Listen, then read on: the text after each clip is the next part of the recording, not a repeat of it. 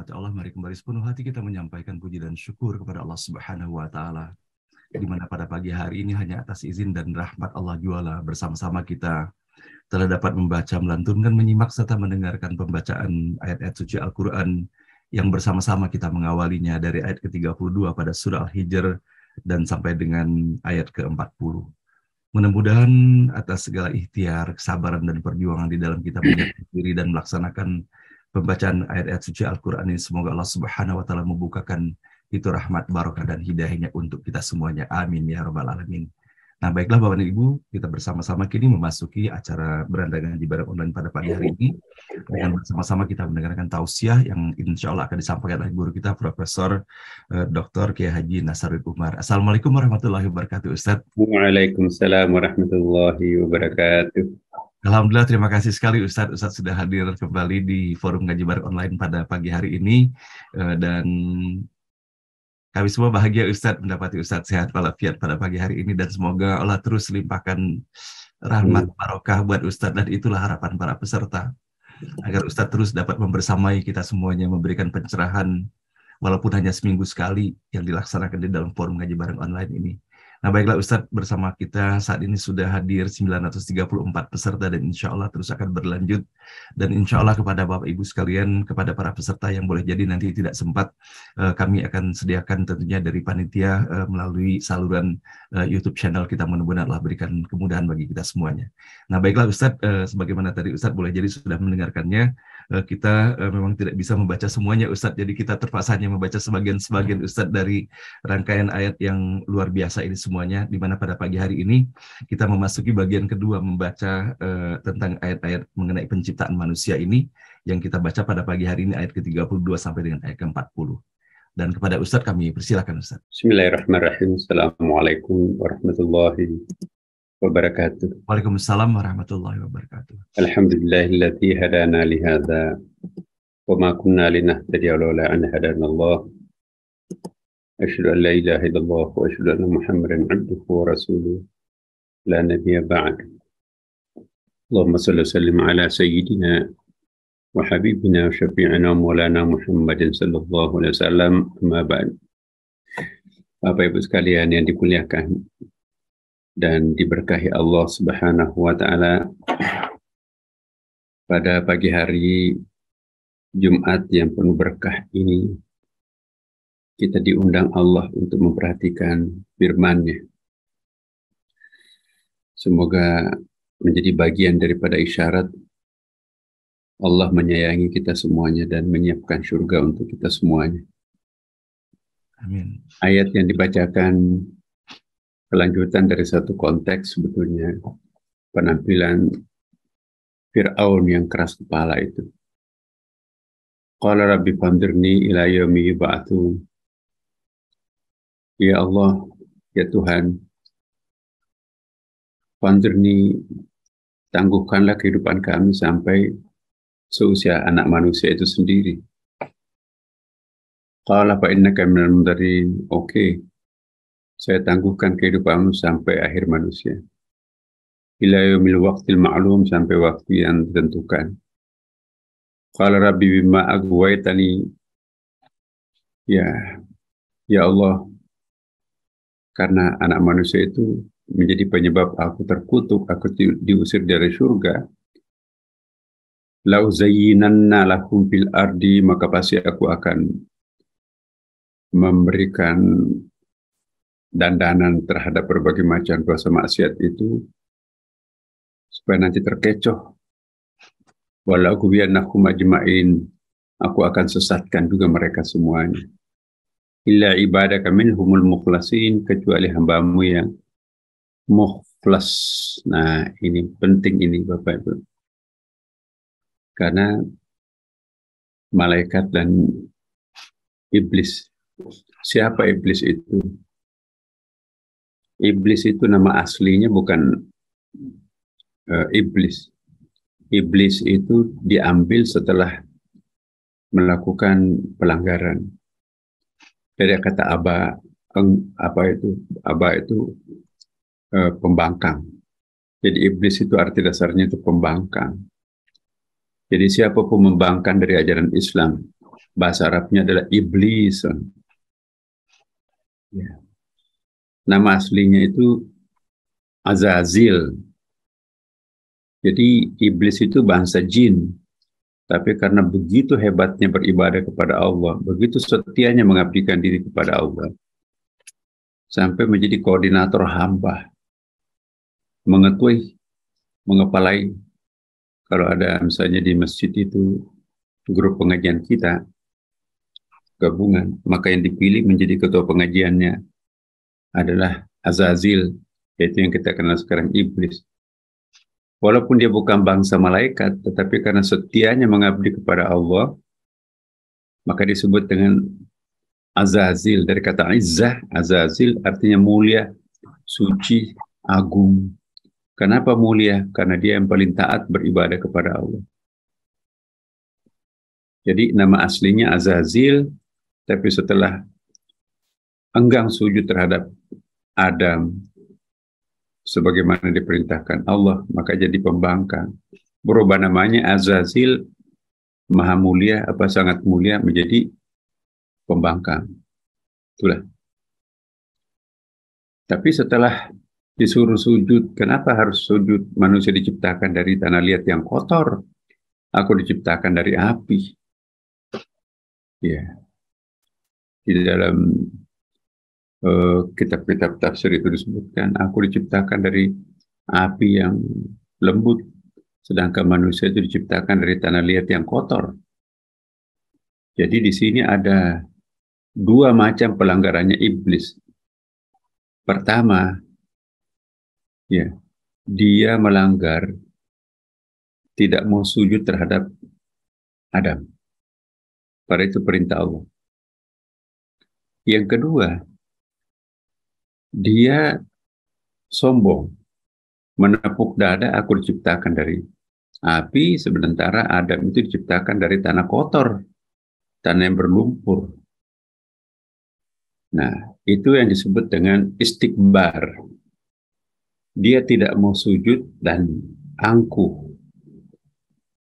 menganggap dirinya lebih hebat daripada orang lain, itu namanya istikbar. Hati-hati Bapak Ibu. Kalau ada di antara kita yang tidak mau tunduk kepada Allah, malas sujudnya, lalu memandang hebat dirinya, memandang hina orang lain, maka itu iblis. Berbeda dengan malaikat. Kalau malaikat itu masih mempertanyakan juga kebijakan Allah. Surah Al-Baqarah ayat 30 kan ada itu. Wa idh qala rabbuka lil malaikah inni ja'ilun fil ardi khalifah.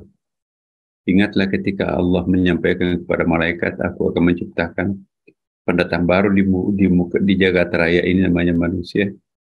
Malaikat itu serentak mempertanyakan, kenapa engkau akan menciptakan manusia? Bukankah nanti kenapa engkau menciptakan manusia lalu menjadi khalifah? Khalifah itu artinya wakil Tuhan, mengelola alam semesta, termasuk mengelola malaikat dan jin. Ataj'alu fiha may yufsidu fiha wa yasfiku dima. Bukankah manusia nanti itu yang akan merusak alam semesta, melakukan pertumpahan darah? Tapi masih sujud. Jadi dia menepuk dadanya sebagai ahli ibadah, tapi masih sujud kepada Adam. Maka itu sifat malaikat. Ini disebut al-alin. Al-alin itu ada ayatnya kan? Manakah antas sudah 5 khalaqtu biyadayya. Ya, akunta minal astakbartah am kunta minal alin. Apakah engkau itu istikbar? Istikbar itu sifatnya iblis. Am kunta minal alin, atau engkau di dalam keadaan alin, mengangkat dirinya tinggi-tinggi. Al-alin itu juga satu bentuk sifat negatif. Dia menepuk dadanya sebagai ahli ibadah kepada Allah, tapi masih tetap sujud. Kalau iblis menganggap dirinya lebih mulia daripada Adam dan tidak mau sujud, maka itu istikbar. Karena itu pun juga dua-duanya jatuh. Iya. Iblis jatuh ke neraka diusir dari surga. Ya. Tapi kalau malaikat itu, dia masih tetap level surga, tapi bukan lagi di istana Tuhan. Dibikinkan miniatur istana Allah, namanya Baitul Ma'mur, garis garis lurus ke bawah, ibarat tusuk sate itu ya. Di bawahnya istana Tuhan, kayak taman mininya istana Allah itu. Taman mini Arash itu adalah Baitul Ma'mur. Malaikat turun ke situ. Ya, karena ketika ada ketika malaikat menepuk dadanya, wa nahnu nusabbih bihamdik wa nuqaddis lak. Bukankah aku yang senantiasa bertasbih dan mengkuduskan dirimu? Langsung Allah menegur malaikat, inni a'lamu ma la ta'lamun. Ya, aku lebih tahu daripada kalian. Nah, setelah itu malaikat itu menangis, mempertanyakan ya kelancangannya, kecongkakannya, mempertanyakan kebijakan Allah, dan menepuk dada sebagai ahli ibadah.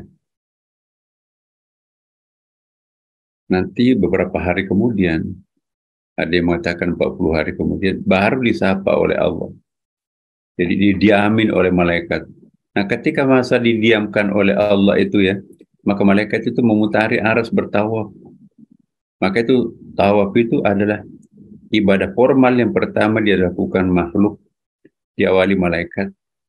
Tawaf itu adalah upaya menggugurkan dosa, kelancangan, dan kekeliruan diri. Maka itu kalau kita tawaf di Ka'bah, itu adalah upaya untuk merontokkan dosa-dosa yang pernah kita lakukan di masa lampau. Ya. Nah, apa yang terjadi setelah Allah mengatakan ini alam ma la ta'lamu, aku lebih tahu daripada kalian, maka menyesallah para malaikat itu. Ternyata Adam itu bukan makhluk sembarangan. Ya. Nah, ayat 31, 32, 33 Al-Baqarah bisa dilihat nanti Bapak Ibu. Bagaimana Adam mendemonstrasikan kehebatannya. Wa 'allama Adama al-asma'a kullaha. Ya. Allah diajari nama-nama. Nama itu kan simbol, atribut seluruh alam semesta.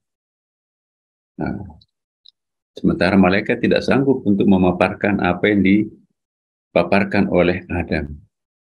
Lalu malaikat sadar betul, oh iya, pantas aku sujud terhadap Adam. Jadi sujudnya malaikat kepada Adam itu bukan malaikat itu musyrik. Menyembah Allah, sujud kepada Allah, tapi sujud juga kepada manusia. Sepintas lalu kalau secara tekstual, Adam malaikat itu musyrik ya kan. Dia sujud menyembah Allah, dia juga sujud menyembah Adam. Apakah itu musyrik? Nah, ini perlu pemahaman kritis terhadap Al-Quran. Jangan kita asal dengarkan begitu saja apa informasi guru penceramah. Kita harus punya unsur kritis di sini. Iya. Lalu Adam, siapa itu? Adam itu memang manusia biasa, terbuat jasadnya dari tanah liat yang kotor, tetapi ada unsur suci yang ditiupkan Allah ke dalam dirinya. Tsumma sawwahu wa nafakhtu fihi min ruhi. Dalam ayat lain disebutkan, setelah aku menciptakan Adam sebagai boneka Adam ya, sama dengan binatang, sama dengan pohon-pohon. Jadi ketika Adam seperti binatang hanya punya badan dan nyawa, itu belum ada perintah sujud dan nggak ada yang mau sujud terhadap Adam kan. Nanti Allah meminta seluruh makhluk lain sujud kepada Adam setelah Allah meniupkan roh kepadanya kan.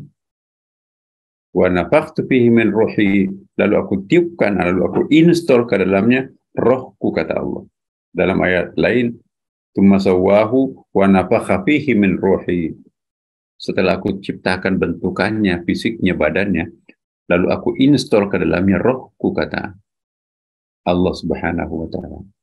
Jadi pasca installing roh itulah melahirkan perintah sujud. Dan kenapa malaikat dan binatang, jin semuanya sujud kepada Adam? Karena dia melihat ada unsur lahut, unsur divine di dalam diri Adam.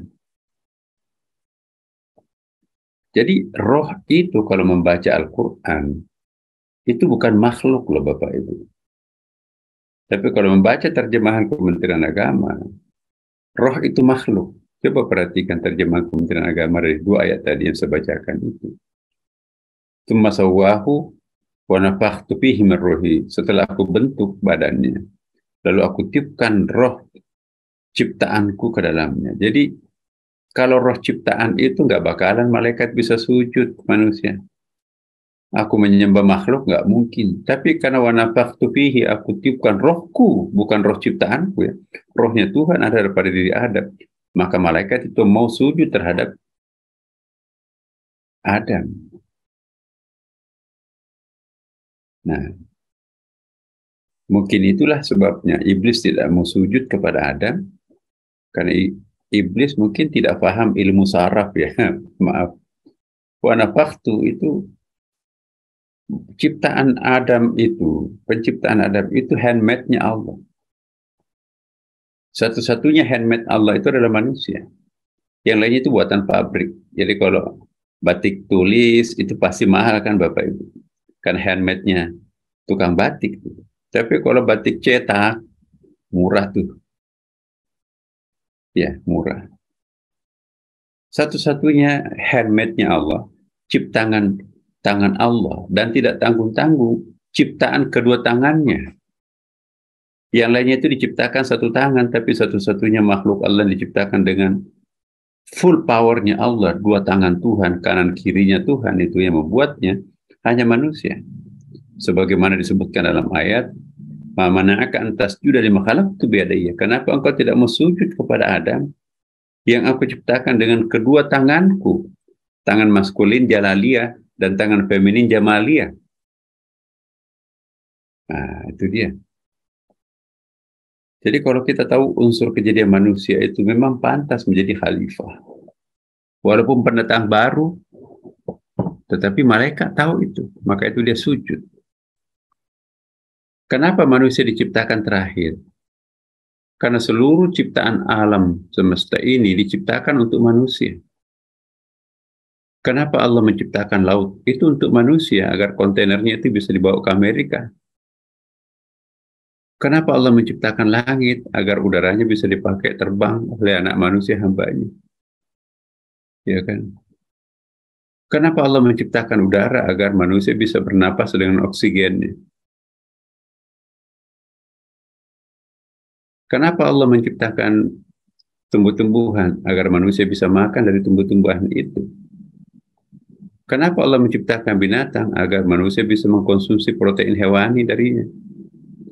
Jadi seluruhnya diciptakan untuk mempersiapkan ya hadirnya wakil Tuhan di muka bumi ini.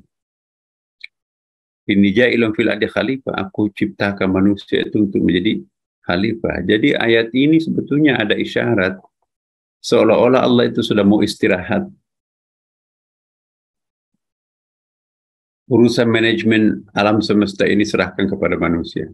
Allah mau, ya bahasa saya ini loh ya, Allah mau istirahat itu ya. Pertanyaannya, kenapa bukan malaikat yang dipercayakan sebagai khalifah? Kenapa bukan iblis, padahal ahli ibadah kan? Nah itulah sebetulnya keduanya itu mungkin membuat itu bertanya. Jadi manusiawi lah kalau Adam itu bertanya, kenapa engkau menciptakan manusia ya Allah yang menjadi khalifah? Logikanya kenapa? Why not me? Kenapa bukan aku?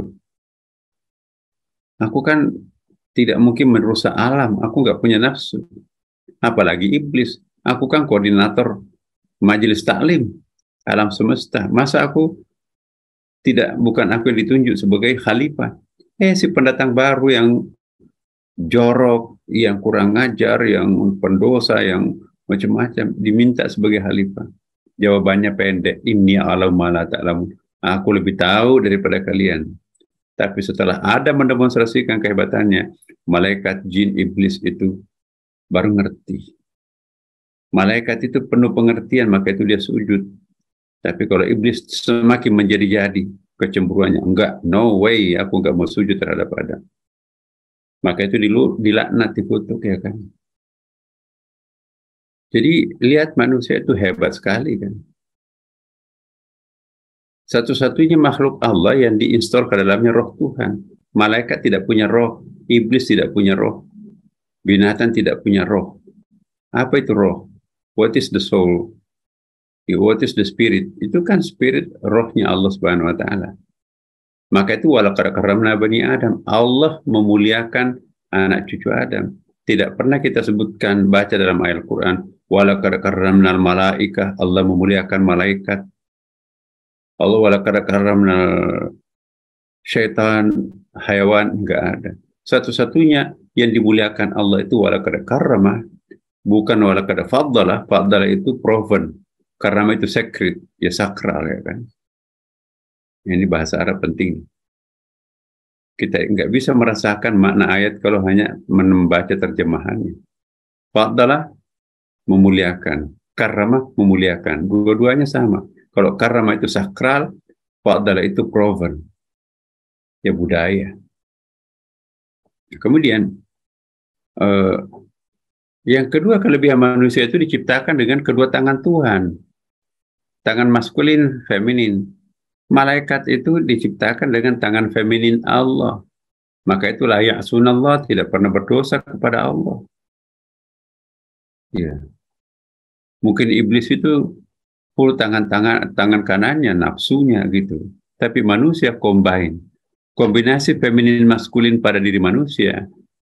Manusialah yang mampu mengelaborate sifat-sifat nama-nama Allah Asmaul Husna. Maka itu insan kamil kan. Ya. Allah Maha Jalal, Maha Maskulin. Oh, itu iblis tuh mewarisi penuh itu. Allah Maha Jamal, feminin. Nah, malaikat tuh mewarisi itu. Ya kan? Iblis tidak mungkin jadi malaikat karena sudah didominasi unsur maskulin. Malaikat tidak mungkin menjadi maskulin karena didominasi kualitas feminin. Tapi satu-satunya makhluk Allah yang mampu mengelaborasi dua kutub dualitas Allah, the duality of God, itu hanya manusia. Manusia itu punya maskulinnya, punya femininnya. Maka itu manusia itu disebut sebagai makhluk mikrokosmos. Mikrokosmos artinya miniatur daripada seluruh makhluk alam. Makhluk Allah Subhanahu wa Ta'ala. Coba, ada unsur malaikatnya nurani kan? Malaikat tercipta dari nur, manusia punya nurani. Malaikat, jin itu nafsu, apa iblis itu nafsu, kita juga punya nafsu. Ya, itulah hebatnya manusia, mampu mengejawantahkan totalitas Asmaul Husna. Kan Asmaul Husna itu kan terbagi dua kan. Ada Jamali, ada Jalaliyah. Nah, manusia inilah yang mampu mengelaborasi keduanya kan. Makhluk lainnya nggak mungkin. Kenapa manusia satu-satunya mampu memang dia dipilih Allah untuk menjadi khalifah? Karena manusia itu memiliki banyak kelebihan, apalagi fungsinya ekstra manusia itu sebagai khalifah, maka hukum yang mengatur manusia itu bukan hanya the nature of law, the law of nature, bukan hanya hukum alam. Seluruh makhluk Allah itu hanya tunduk kepada satu-satunya hukum, yaitu the law of nature, hukum Allah, hukum alam ya, atau hukum takwini. Satu-satunya makhluk Allah yang diberikan kepadanya extra law, ya, double direction, ialah manusia. Selain universal direction yang namanya hukum takwini, hukum alam atau hukum the nature of law, manusia juga secara spesifik diberikan hukum ekstra yang disebut dengan hukum tasyri'i. Itulah hukum syariat. Tidak ada satu makhluk pun yang menggunakan hukum syariat selain manusia. Kambing tidak mesti harus pakai jilbab, boleh telanjang kok. Kambing boleh menggauli anaknya, bapaknya, ibunya.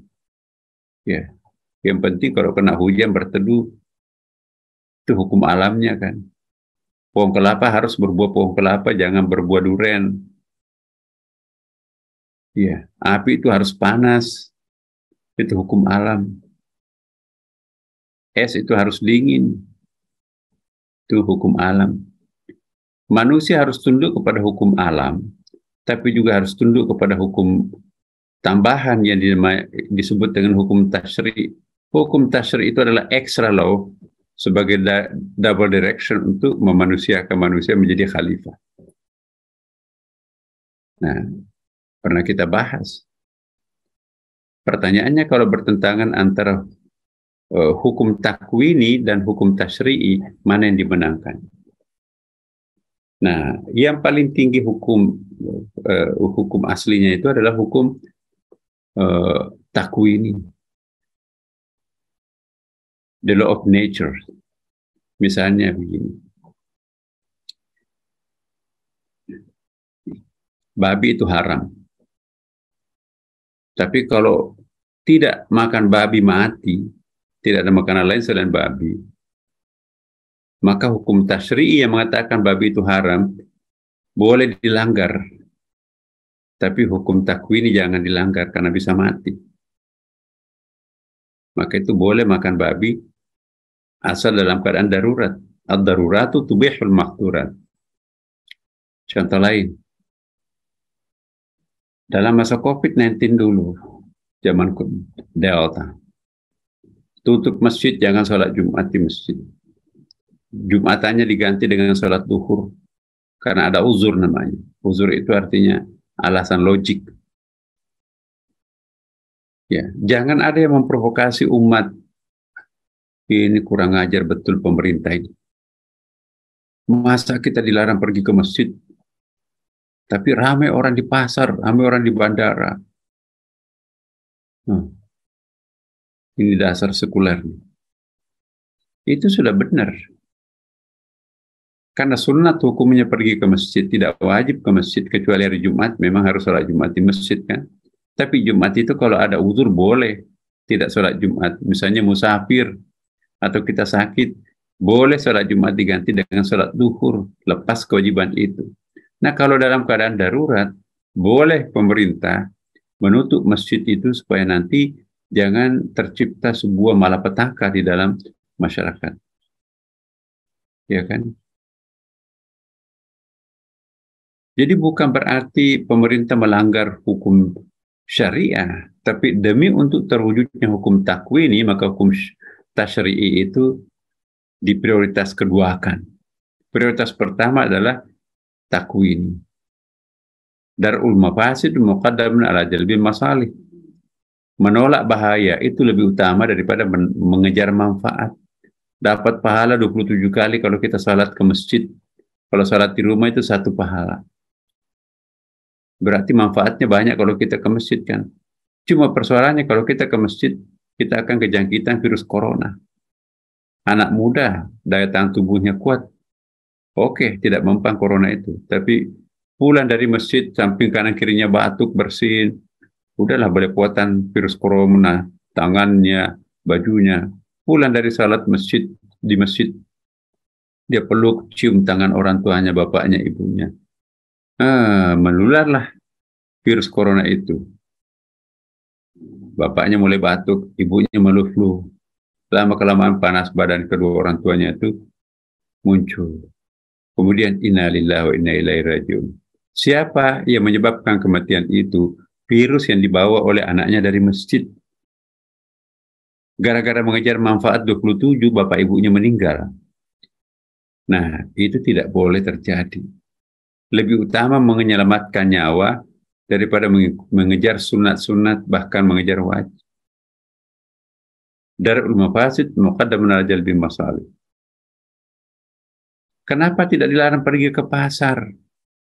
Pergi ke masjid itu sunat, tapi pergi ke pasar itu wajib. Pergi ke bandara itu wajib. Loh kok wajib? Ada kaedah usul fikih mengatakan kullu ma la yatimul wajib illa bihi fa huwa wajibun.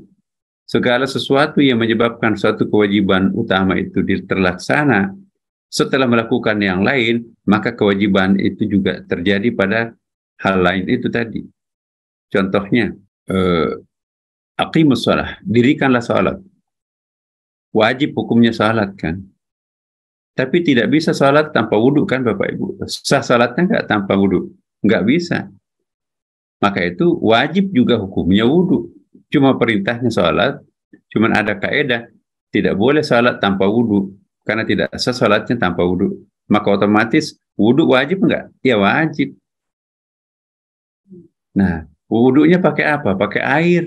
Nah, airnya ada di sumur. Tidak mungkin kita mengambil air tanpa timba. Maka wajib hukumnya juga mengambil timba.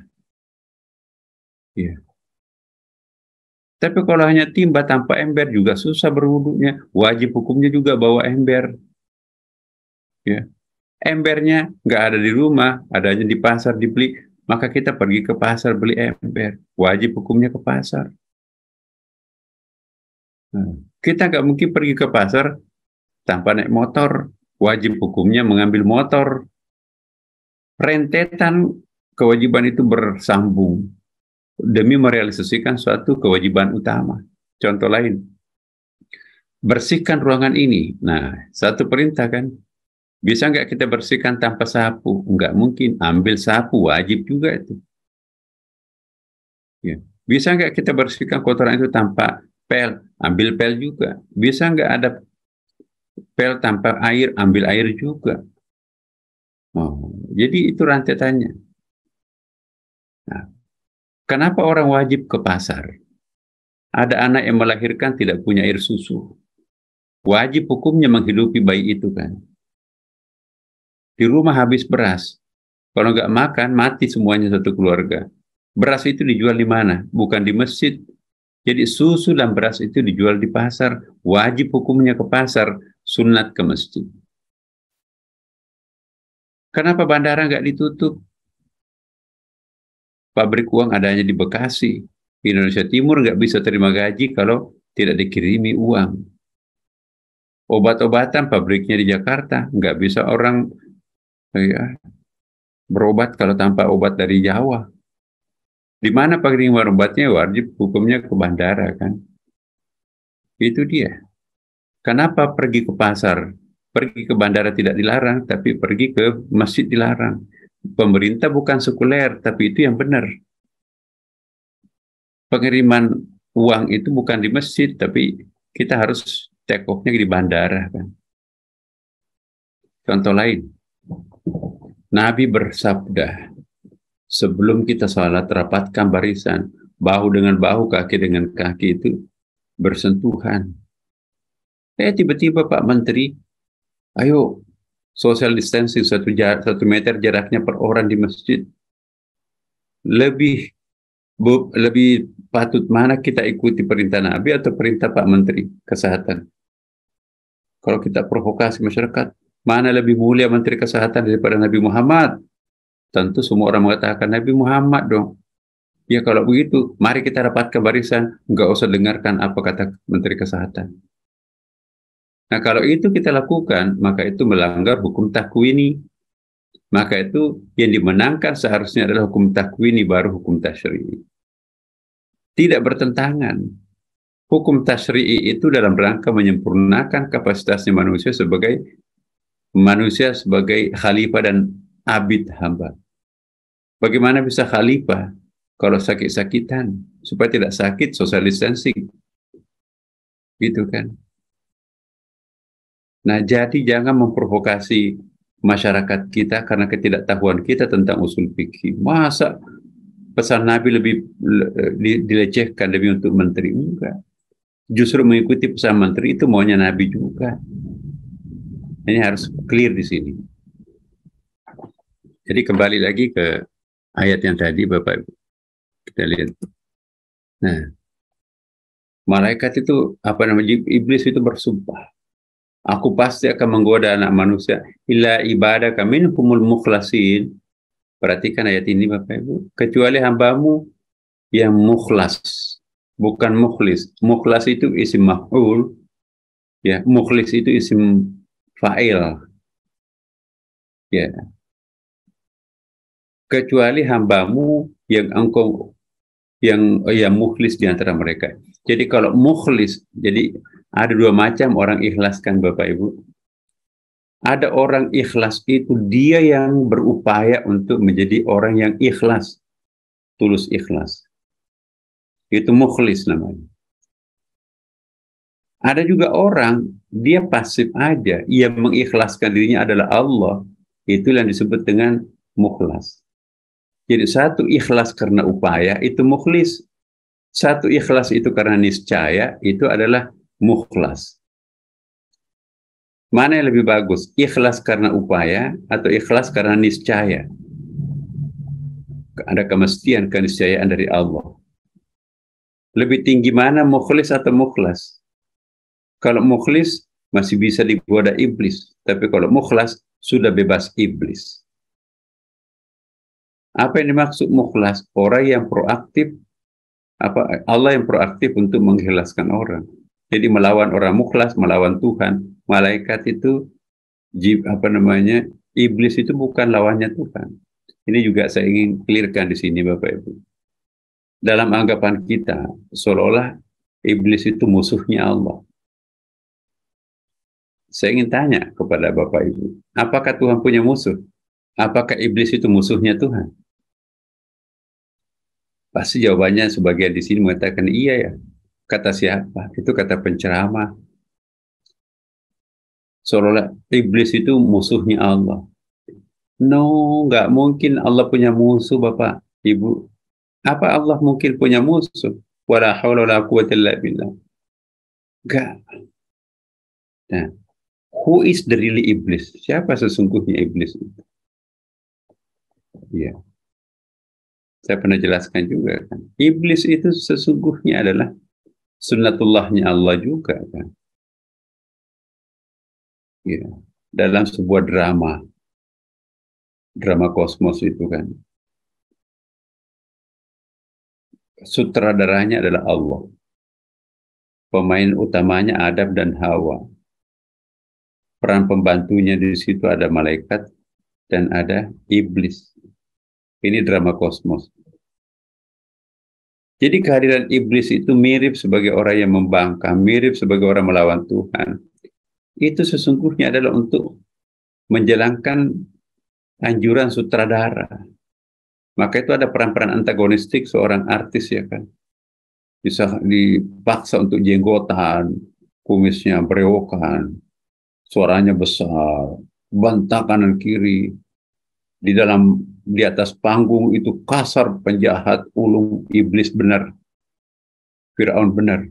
Tapi dengan istrinya, anaknya lembut sekali. Bahkan lebih lembut daripada orang yang wajahnya feminin itu. Itu peran antagonistik. Dia harus menjalankan suatu peran kasar, penjahat. Maka dia harus menyetel dirinya di atas panggung itu sebagai penjahat. Padahal orangnya sangat baik. Santri, puluhan tahun di pesantren. Lembut sekali orangnya. Tapi di layar lebar, Masya Allah. Gemas melihat orang itu. Itu peran antagonistik. Jadi iblis itu siapa?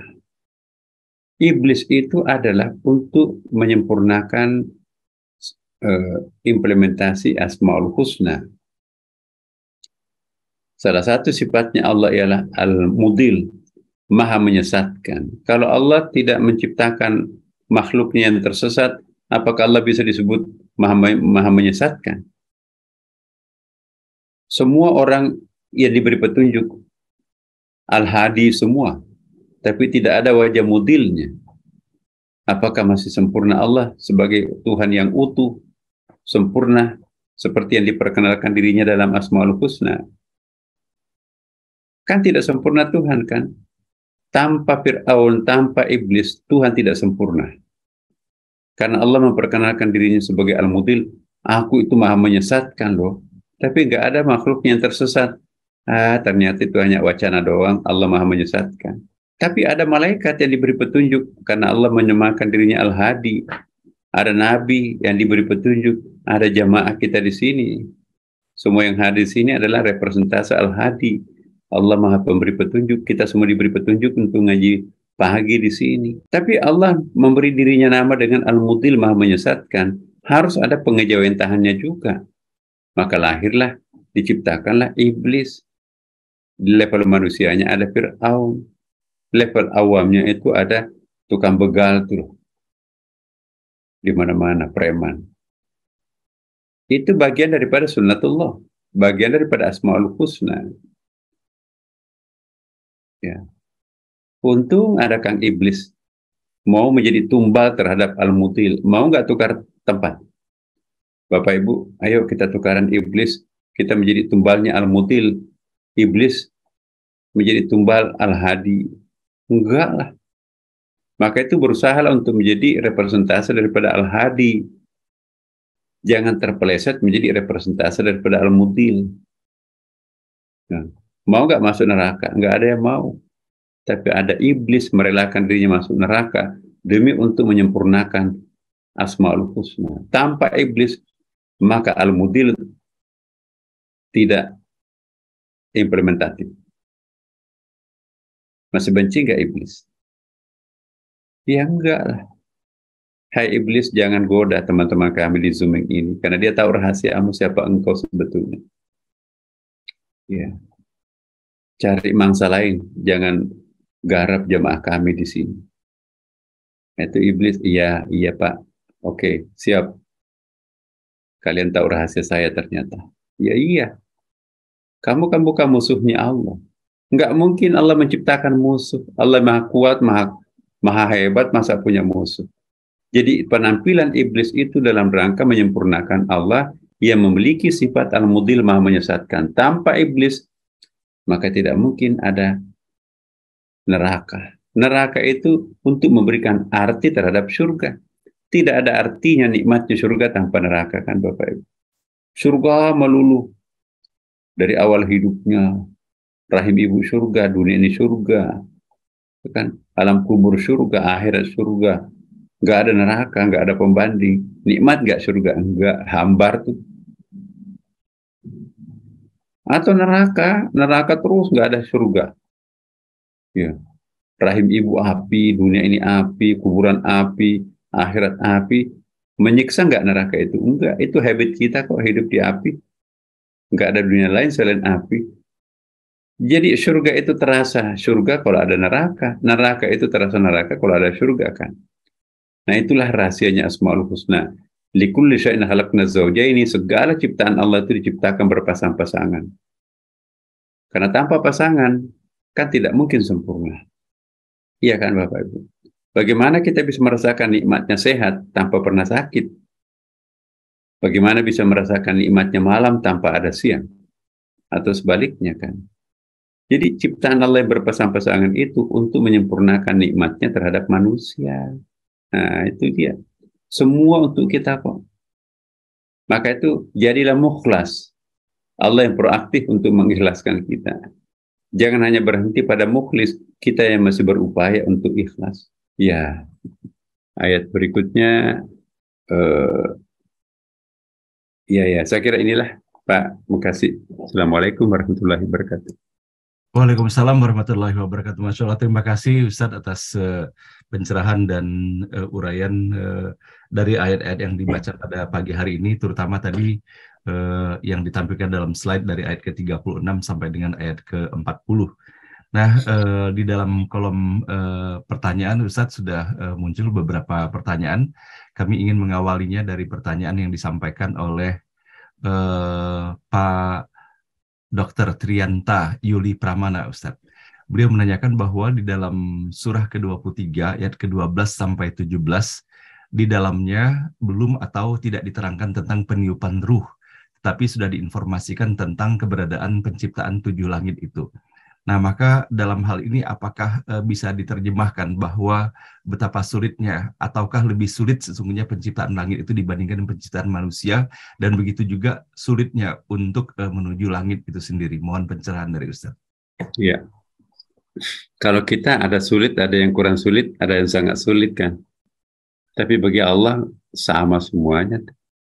Nggak ada yang gampang, nggak ada yang sulit. Pokoknya Allah Maha Pencipta, seperti apa dirinya, seperti apa selama ini dilakukan terhadap dirinya ya. Kalau kita ada pekerjaan berat nih, ada pekerjaan ringan, bagi Allah nggak ada. Ringan berat itu sama saja bagi Allah. La haula wala quwwata illa billah. Karena semua perbuatan itu perbuatannya. Semua zat itu zatnya dan semua sifat itu sifatnya. Jadi itu sudah merupakan habitnya Allah, apapun yang terjadi. Kita lah yang memilah-milah bahwa manusia itu lebih istimewa kejadiannya. Ya, di level kita iya, ini pekerjaan berat, ini pekerjaan ringan, tapi di level Allah enggak. Nah, mudah-mudahan kalau kita nanti mendekatkan diri kita kepada Allah, menyatukan diri kita dengan Allah, kita pun juga akan mengatakan tidak ada kesulitan, tidak ada kemudahan. Berat ringannya suatu perbuatan, sebuah resiko, itu kan state of mind ya kan. Ada orang berat sekali kehidupan saya. Aku nggak bisa ke kantor. Kenapa? Aku flu. Flu kok berat. Tapi ada orang yang cancer stadium 4, paru-parunya jantung. Sakit sekali, bergoyang sedikit itu sangat pedih, sangat sakit. Tapi kalau nggak beli, kalau nggak dagang, anaknya nggak bisa makan. Lupa penyakitnya itu demi untuk memberi makan anaknya. Ada tuh ibu-ibu kasihan tuh, janda, punya anak kecil. Dia dorong gerobak. Pertama dia beli di pasar induk.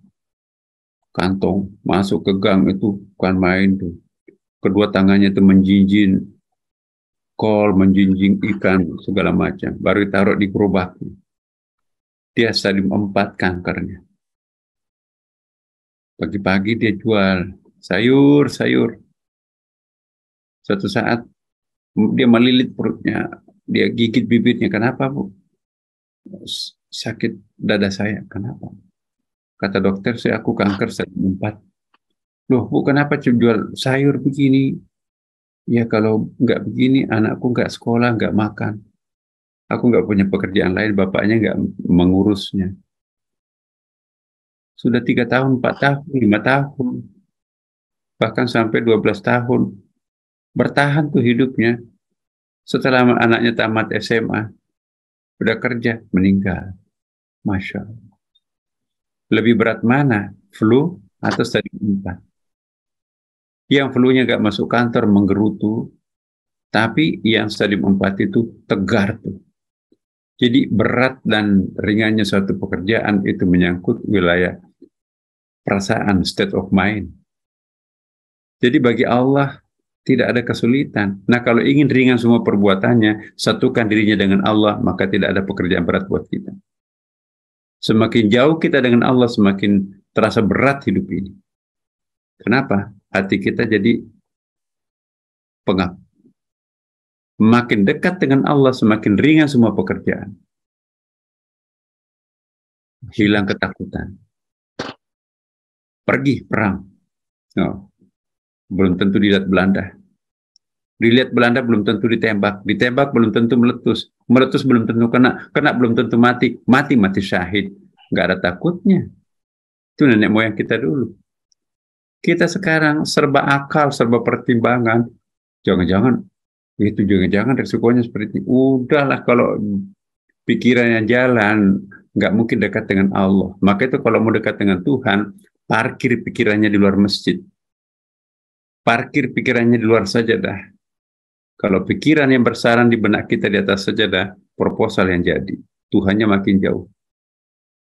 Ini rahasianya. Taqarrub ila Allah. Makasih, Pak Sunu. Berikutnya Ustadz, pertanyaan dari Pak Kunto Baikuni. Beliau menyampaikan bahwa sehubungan dengan ditangguhkannya iblis hingga hari kebangkitan nanti sebagaimana disebutkan tadi dalam ayat ke-36 sampai dengan 27, apakah ini bisa diartikan juga sebagai istidraj, bahwa ia dibiarkan untuk berbuat kerusakan itu?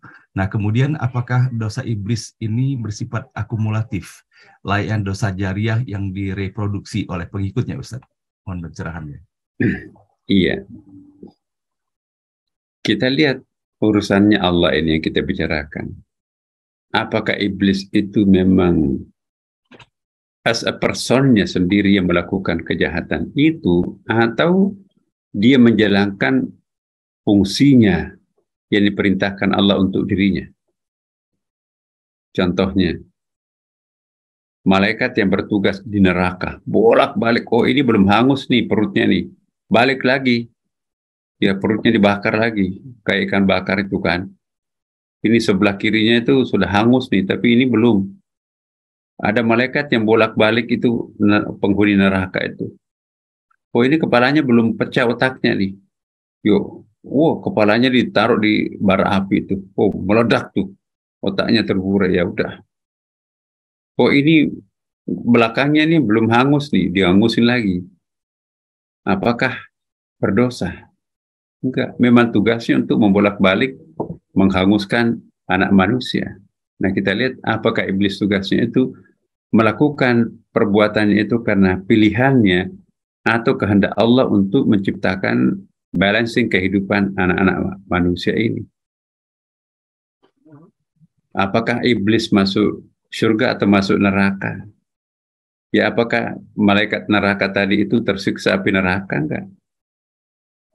Malaikat yang bertugas di neraka enak enggak? Ya bagi dia enak. Ya, sama dengan kita kan. Semua kita di sini kan takut masuk penjara kan. Ada nggak berani masuk penjara di sini? Tapi para sipir enak tuh dalam penjara, itu dapat gaji melalui keluar masuk di penjara kan. Jadi kepala sipirnya itu penjara itu makmur tuh hidupnya itu. Karena banyak ucapan terima kasih yang bukan korupsi loh ya. Yang dia peroleh, Pak, saya mendapatkan pertobatan di penjara. Seandainya aku tidak di penjara, aku tidak mengenal Tuhan. Mungkin aku masih menjadi garong tuh. Di penjara, Pak, saya mendapatkan kesadaran di masjid. Penjara itu aku dapat pencerahan. Ya, sebagai tanda terima kasih saya, Pak, ini ada harta halal saya. Terima kasih atas petunjuknya Bapak. Nah, jadi sipir yang kerja di penjara itu tidak tersiksa dengan penjara. Malaikat yang bertugas di neraka, ya enggak ada masalah memang pekerjaannya kan. Nah, kita akan lihat apakah iblis itu memang dianya sendiri berdosa atau rekayasa Allah untuk menguji keimanan hambanya manusia ini. Nah, itu perlu kita pertanyakan. Nah, kapasitas kita bukan mempertanyakan, bukan untuk menerakakan malaikat, menerakakan iblis. Apakah iblis itu neraka atau tidak? Itu urusannya Allah Subhanahu wa Ta'ala. Tetapi bagus pertanyaannya, apakah itu istidraj? Kalau manusia itu istidraj, dia tidak mau bertobat, biarin aja dikumpul-kumpul, nanti diseret ke neraka di akhir hayatnya itu istidraj. Tapi kalau iblis itu sengaja dipanjangkan umurnya untuk menggoda anak manusia, sebab emas 24 karat itu kan tidak bisa kita ketahui 24 karatnya tanpa ada pengujinya kan. Kan diuji tuh emas itu 24 karat atau enggak kan. Nah manusia itu tidak bisa disebut insan kamil tanpa ada ujian. Nah, eksaminatornya itu adalah iblis. Nah, apakah iblis itu berdosa? Apakah iblis itu melanggar ketentuan Tuhan? Ya, sepintas selalu kita baca redaksinya Al-Quran, dia kan aba wastakbarah, dia takbur. Tetapi lagi-lagi bahwa wa ma ramaita id ramaita walakinallah rama. Bukanlah kalian yang melempar, melainkan Allah yang melempar. Tidak ada perbuatan yang terjadi, melainkan itu adalah kehendaknya Allah. Ya, jadi ini teologinya seperti itu. Agak sulit untuk kita jawab, tetapi yang pasti bahwa semua itu terjadi karena kehendak Allah Subhanahu wa Ta'ala. Saya kira gitu, Mas. Baik. Berikutnya Ustadz, ada pertanyaan yang masuk di dalam kolom chat via WA pada pagi hari ini dari Ibu Erna Mohtar. Nah, mengacu kepada ayat yang kita dapati pada pagi hari ini bahwa betapa ikrar ya penyampaian iblis untuk melakukan penggodaan kepada seluruh anak keturunan dari Nabi Adam. Nah, lantas kiatnya bagaimana Ustadz agar kita bisa terhindar dari hal yang demikian, bisa terselamatkan dari upaya-upaya yang sudah diizinkan untuk menggoda manusia itu, Ustadz? Iya, ayat tadi sudah membocorkan rahasianya kepada kita semuanya. Iblis juga membocorkan rahasianya kepada kita semuanya. Illa min ibadika minhum mukhlasin. Ya kan? Jadi, illa ibadaka minhumul mukhlasin. Nah, iblis itu bersumpah kan, ya. Qala rabbi bima agwaytani la uzayyinanna lakum fil ardi wa la ughwiyannakum ajmain. Aku akan bersumpah menggoda semuanya tak terkecuali, termasuk nabinya. Ya, illa ibadaka minhumul mukhlasin. Dia menggoda tapi enggak mempan. Maka itu udahlah, habis energi, kata iblis. Menggoda orang-orang yang sudah mukhlas itu habis energi. Jadi dua orang yang tidak bisa didatangi iblis lagi, yaitu orang mukhlas dan preman. Mukhlas habis energi, nggak mungkin terpengaruh. Ada Allah yang membackup dia kan, itu mukhlas itu. Allah yang proaktif untuk melindungi dia. Yang kedua preman, nggak usah diurus. Itu kan CS kita dari dulu kok. Yang bikin puyem iblis itu adalah orang seperti kita-kita ini. Tadi malam Yasinan, hari ini surah Al-Kahfi. Licin, kita nggak bisa ditangkap iblis hari ini, hari Jumat ini. Tapi besok malam Minggu, dicekik lagi oleh iblis tuh. Malam Jumat lepas lagi. Ya bikin pusing iblis itu orang awam. Tapi kalau orang sudah sampai di tingkat makam paling tinggi, percuma digoda. Atau preman, nggak usah digoda. Itu sudah CS kita kok. Nah, insya Allah ada kiatnya. Jadilah mukhlas. Bagaimana caranya mukhlas itu? Jadikan kebaikan itu sebagai habit kita sendiri. Jadilah syakur, jangan hanya syukur. Jadilah sabur, jangan hanya sabir. Ya. Jadilah taslim, jangan hanya tawakal. Itu ada tingkat-tingkat yang pernah kita bahas dulu kan. Selama kita masih di level bawah, itu garapan iblis. Tapi kalau kita sudah sampai di puncak, itu bebas iblis. Naiklah ke bebas iblis, itu pasti tidak akan berjumpa dengan iblis. Saya kira gitu, Pak. Baik. Berikut ini Ustaz pertanyaan dari Pak Bambang Priyono, Ustaz. Beliau mohon diperjelaskan kembali, Ustaz, tadi itu bahwa dalam bagian upaya menjelaskan tadi itu mengenai misi yang diberikan kepada manusia, bahwa Allah ingin beristirahat. Mungkin elaborasi ini perlu penjelasan lebih jauh, Ustaz. Ini ja'ilan fil ardi khalifah. Aku akan menciptakan manusia sebagai khalifah, representatif. Ya. Sebelum manusia datang, Allah yang proaktif untuk menangani alam semesta. Ya. Tetapi setelah manusia diciptakan oleh Allah, ada pendelegasian wewenang itu kepada manusia. Itu yang disebut dengan khalifah. Ini ja'ilun fil ardi khalifah. Konsekuensinya karena manusia itu adalah khalifahnya Allah, maka alam semesta ini menundukkan semuanya kepada manusia. Tidak kepada yang lain. Ada ayatnya kan? وَسَخَّرَ لَكُمْ مَا فِي السَّمَاوَاتِ وَمَا فِي الْأَرْضِ. Ayat lain, وَسَخَّرَ لَكُمْ مَنْ فِي السَّمَاوَاتِ وَمَا فِي الْأَرْضِ. Allah menundukkan segala apa yang ada di langit dan di bumi. Jadi seluruh alam semesta itu tunduk kepada manusia. Coba buktinya. Anak kecil pengembala kerbau. Ya, 20 ekor kerbau. Yang dicocok hidung gede-gede semua badannya itu. Belok kiri, belok kiri. Pukul tuh pakai cambuk itu. Coba kalau tidak tunduk kepada manusia. Kamu anak kecil, awas loh, aku tanduk kamu. Nah, enak-enaknya kamu perintah aku. bercermin pada dirimu, kamu lemah kayak gitu. Sekali aku tanduk, kamu akan mati. Robek-robek nanti kulitmu itu. Tapi dia nggak mau. Ya. Tunduk tuh. Coba gunung tuh. Di bulldozer tuh gunung diletakkan jadi tanah. Apa dikira bahwa tanah itu bukan benda hidup? Tidak ada benda mati dalam kamus Allah. Kenapa mau-maunya gunung itu dipindahkan ke Tanjung Priok menimbun alam, menimbun laut? Karena manusia kan. Ya. Ada hujan buatan. Kenapa manusia menundukkan hujan buatan? Ya, jadi kita banyak contohnya itu. Ya, laut antarkan kontainer 100 biji ini ke Eropa. Siap Bapak, naik perahu udah.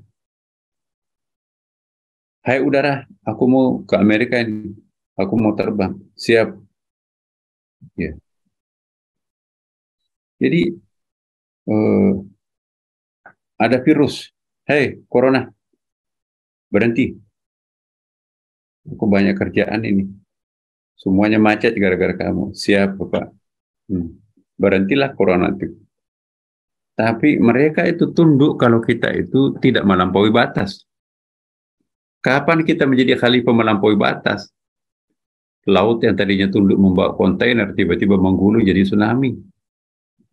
Angin yang berfungsi penyerbukan, mengawinkan tumbuh-tumbuhan sampai berbuah itu, tiba-tiba angin puting beliung. Hujan yang tadinya memberikan kehidupan bumi ini, tiba-tiba menjadi hujan lebat banjir. Anak-anak kita tidur di atas tanah, tiba-tiba tanah itu bergerak. Anjlok. Coba. Ada batasnya ketundukan makhluk itu kepada manusia. Alam semesta itu tunduk kepada manusia kalau manusia itu menjadi khalifah yang benar. Tapi kalau menjadi khalifah yang melampaui batas, no way. Aku nggak mau tunduk kepadamu. Kamu bukan khalifah yang benar. Makanya itu selama masih ada orang mengucapkan 2 kalimat syahadat, bumi tidak akan roboh, langit tidak akan anjlok. Kenapa? Dia ditundukkan oleh Allah Subhanahu wa Ta'ala. Jadi elaborasinya banyak. Ada pawang buaya. Hai buaya, tutup mulutmu. Ya, kenapa? Karena kita tahu ilmunya menutup mulut buaya. Hai ular, jangan gigit aku ya. Siapa Pak? Kamu tahu rahasiaku. Tapi jangan coba bermain ular kalau nggak tahu rahasianya ular. Ada khalifah kan? Jadi kita harus tahu ilmunya menjadi khalifah apa. Makanya ada ITB supaya sempurna kita menjadi khalifah yang benar. Ada UIN supaya kita bermoral menjadi khalifah. Ya. Ada fakultas ekonomi supaya kita jangan mubazir menjadi khalifah. Ya.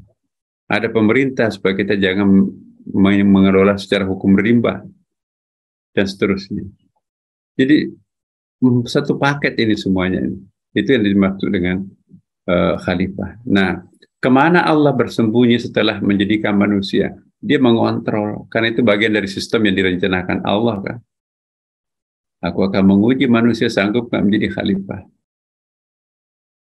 Nanti tidak lama kok manusia jadi khalifah. Kalau sudah ditipu sangka kala pertama, matilah semua manusia itu akan berpindah menjadi alam akhirat. Allah kembali berkuasa di situ. Jadi kita itu khalifah di muka bumi. Jailun fil ardi, bukan fil jannah, bukan fil nar. Di akhirat enggak, hanya di dunia ini. Malik Yaumiddin yang menguasai hari pembalasan, tidak ada khalifah lagi di akhirat kecuali Allah sendiri kan. Di bumi hanya ada manusia. Bukan binatang yang jadi khalifah. Saya kira gitu, Pak. Baik. Terima kasih Ustadz. Masih ada waktu Ustadz? Silakan. Oke.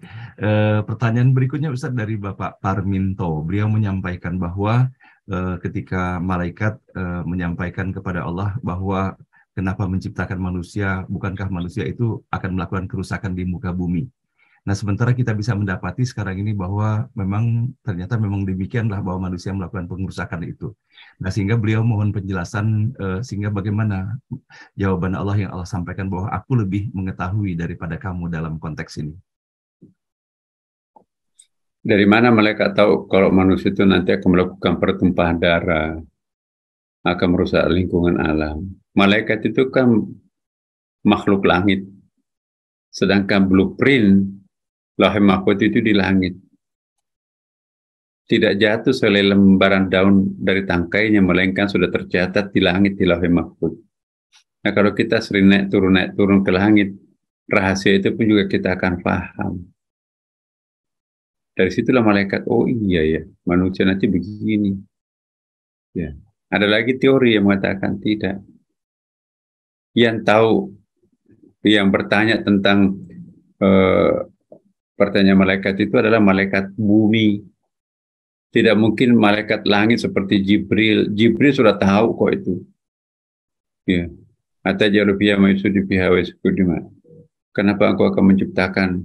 Bukankah nanti akan merusak alam? Jadi yang bertanya-tanya seperti itu malaikat bumi. Yang tahu rahasia hikmah di balik semuanya itu adalah hanya malaikat langit seperti Jibril. Itu malaikat-malaikat utama itu. Ya, jadi yang bertanya itu adalah malaikat bumi. Kan malaikat langit, malaikat bumi lain. Tidak jatuh setetes hujan dari langit dalam bentuk air hujan, melainkan dikawal oleh malaikat-malaikat bumi. Bayangkan berapa triliun air hujan yang menetes dari langit. Setiap tetesan hujannya itu dikawal oleh malaikat. Malaikat itu malaikat bumi. Tapi malaikat langit tugasnya lain. Jadi yang bertanya itu adalah malaikat bumi, bukan malaikat langit yang sudah tahu rahasianya Allah di atas. Teori yang ketiga bahwa sebagaimana disebutkan dalam beberapa kitab tafsir, fase Adam ini sudah siklusnya itu sudah 25 fase Adam. Ya. Ini fase Adam yang terakhir. Bumi hancur, muncul lagi Adam baru. Hancur lagi, muncul lagi Adam baru. Jadi siklusnya sama, patronnya sama.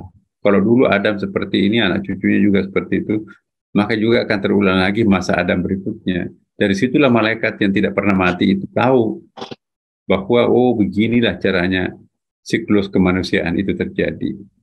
Nah dari situlah pertanyaan itu muncul dalam kitab suci Al-Quran. Mungkin tidak muncul dalam kitab-kitab suci sebelumnya ya. Nah itulah Allahu a'lam mana yang benar, Allahu a'lam. Terima kasih. Baik, terima kasih Ustadz. Berikut ini Ustadz pertanyaan dari Pak Kristiono Sulistianto. Beliau menyampaikan bahwa tadi Ustadz menyampaikan bahwa hukum takwini itu lebih diprioritaskan daripada hukum tasyri'i. Contohnya antara lain memakan daging babi dalam kondisi darurat.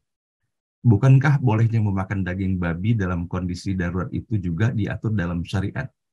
Artinya sesuai dengan hukum tasyri'. Mohon penjelasan Ustadz. Iya, itulah dari jawaban saya bahwa tidak mungkin Allah mempertentangkan dua kondisi hukum. Manusia inilah yang picik dan manusia ini lemah akalnya ini suka memperhadapkan antara hukum syariah dengan hukum takwini. Jadi hukum tasyri'i itu pelengkap daripada hukum takwini. Kenapa perlu hukum ekstra manusia itu? Karena kapasitasnya sebagai khalifah di muka bumi ini. Kalau mau jadi binatang, tidak perlu hukum tasyri'i. Hanya karena kita makhluk Allah yang paling terhormat, maka kita perlu backup direction, ya kan? Double direction. Semakin banyak direction itu, semakin peluang untuk sesat itu kurang, ya kan? Nah, jadi kalau kita sudah double direction dan masih sesat juga, itu yang disebutkan dalam Al-Quran ya.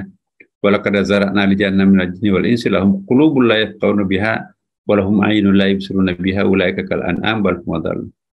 Aku memadati neraka nanti itu manusia itu ya. Kenapa diberikan hati tapi tidak menghayati kebesaranku? Diberi mata tapi tidak mengagumi kebesaranku. Diberi telinga tapi tidak mendengarkan suruhanku. Orang seperti itu akan turun menjadi seperti binatang, bahkan lebih hina daripada binatang. Tapi juga ada manusia sebaliknya, ahsani takwin, mengalahkan malaikat. Ya. Bahkan Jibril yang mengawal Nabi untuk ke langit, selamat tinggal. Aku tidak sanggup mengawal engkau lagi naik ke puncak, wahai Rasulullah. Energiku sudah nggak sanggup naik lagi. Apa yang terjadi?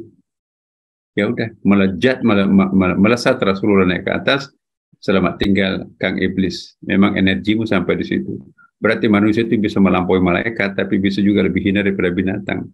Satu-satunya makhluk Allah yang fluktuatif itu, yang menurut bahasanya Syekh Hussein Nasr dalam Ideal and Realities of Islam itu ya, the only one creation, satu-satunya makhluk itu yang apa disebutnya sebagai existentialist creation adalah manusia. Manusia eksistensialis itu bisa turun naik eksistensinya, bisa lebih mulia daripada malaikat, bisa lebih hina daripada binatang. Binatang tetap binatang, malaikat tetap binatang. Tetap malaikat. Tidak pernah malaikat turun jadi manusia, apalagi binatang. Dan binatang tidak pernah naik menjadi manusia, apalagi malaikat. Tapi manusia fluktuatif. Bisa naik menjadi lebih hebat daripada malaikat, bisa lebih hina daripada binatang. Tergantung bagaimana mengelaborasi lapis-lapis kecerdasan yang Allah berikan kepada anak manusia. Saya kira cukup, Pak Sanadi. Baik.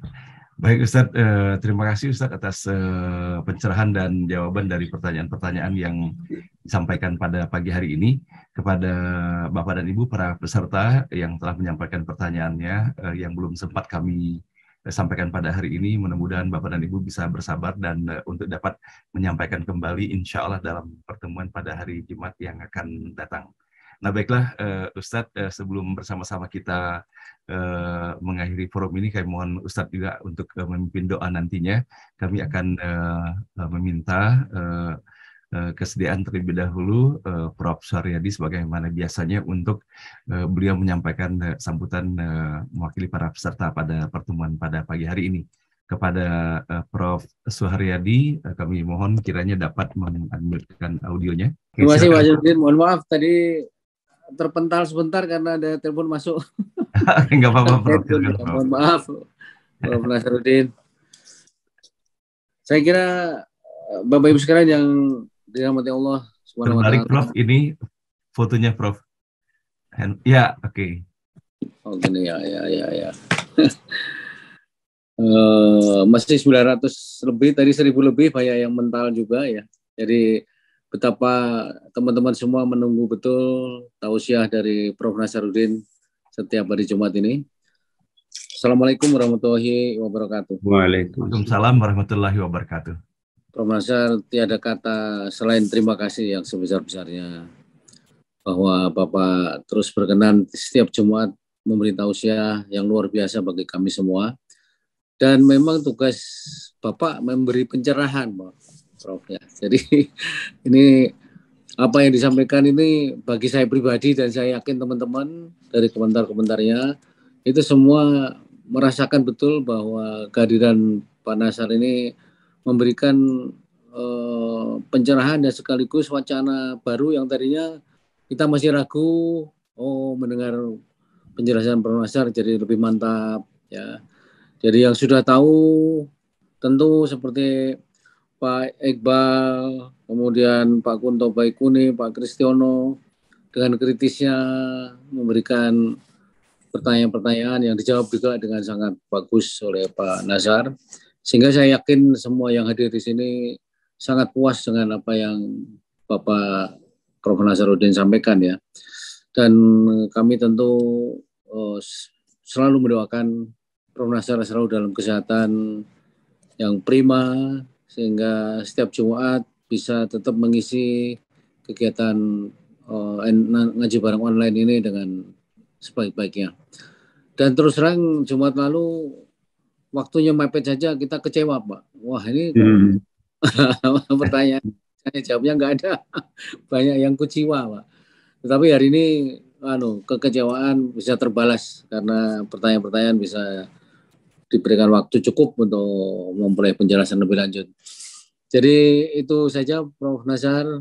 Sekali lagi terima kasih yang sebesar-besarnya atas perkenan Prof. Nasar untuk terus mengisi setiap hari Jumat kegiatan ngaji bareng online ini. Mudah-mudahan dengan begitu banyaknya peserta ngaji bareng online di hari Jumat, pesan-pesan yang disampaikan Prof. Nasaruddin untuk memperkuat kita sebagai manusia, sebagai khalifah Allah Subhanahu wa Ta'ala bisa kita laksanakan dengan sebaik-baiknya. Terima kasih Pak Nasaruddin atas selalu bisa ditampilkannya tokoh-tokoh yang luar biasa, khususnya hari Jumat selalu bisa menampilkan Prof. Nazaruddin Umar. Bapak Ibu sekalian, demikian komentar sedikit dari saya. Assalamualaikum warahmatullahi wabarakatuh. Waalaikumsalam warahmatullahi wabarakatuh. Terima kasih Prof. Syaradi, semoga sehat walafiat selalu dan semoga Undira juga semakin berjaya dalam ridha Allah Subhanahu wa taala. Nah, Ustadz, sebelum Ustadz menyampaikan doa pada pagi hari ini, Ustadz, mohon izin menyampaikan kepada Ustadz bahwa innalillahi wa inna ilaihi raji'un, Ustadz, bahwa besan pertama kami yang ketika Ustadz itu pun hadir dalam acara lamaran dulu, Ustadz. Bapak Haji Suparno bin Sumarno 2 hari yang lalu kembali kepada Allah, Ustadz. Dalam proses yang sangat singkat dan semuanya diberikan kelancaran sampai dengan jam 12.15 meninggal dunianya, jam 16.30 sudah selesai acara pemakaman, ya Ustadz. Jadi dari keluarga besar kami semuanya, terutama putra dan putrinya Anadari, memohon kiranya Ustadz dapat mendoakan juga untuk almarhum Pak Suparno bin Sumarno. Semoga Allah terima seluruh amalnya dan Allah bahagiakan dan Allah tempatkan di jannah.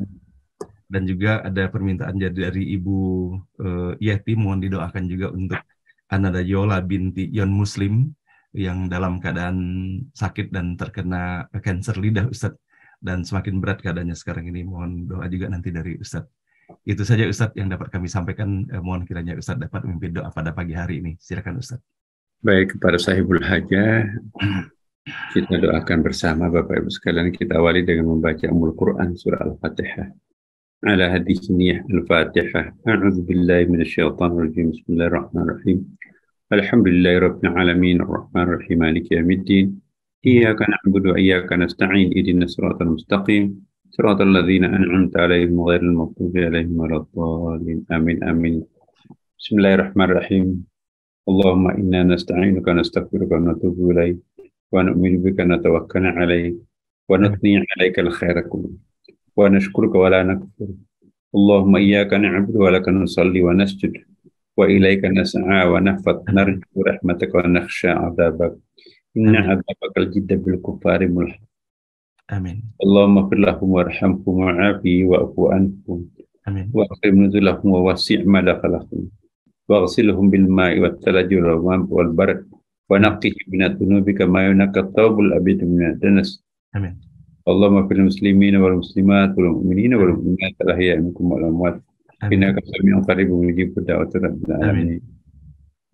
اللهم إنا نسألك سلامة في الدين وعافية في الجسد وزيادة في العلم وبركة في الرزق وتوبة قبل الموت ورحمة إلى الموت مغفرة بعد الموت. اللهم احفظ علينا في سكرات الموت ونجاة من النار والعفو عند الحساب. ربنا آتنا في الدنيا حسنة وفي الآخرة حسنة وقنا عذاب النار والحمد لله رب العالمين. Wassalamualaikum warahmatullahi wabarakatuh. Waalaikumsalam warahmatullahi wabarakatuh. Terima kasih Ustadz, semoga Ustadz sehat walafiat selalu, diberikan kemudahan, kelancaran serta keberkahannya. Nah, baiklah Bapak dan Ibu yang dirahmati Allah, dengan berakhirnya doa pada pagi hari ini maka berakhir pula acara beranda kita di pagi hari ini. Kepada Prof. Syaradi, kepada Bapak dan Ibu semuanya, terima kasih atas segala perhatiannya. Mohon maaf lahir dan batin. Wabillahi taufiq wal hidayah. Wassalamualaikum warahmatullahi wabarakatuh.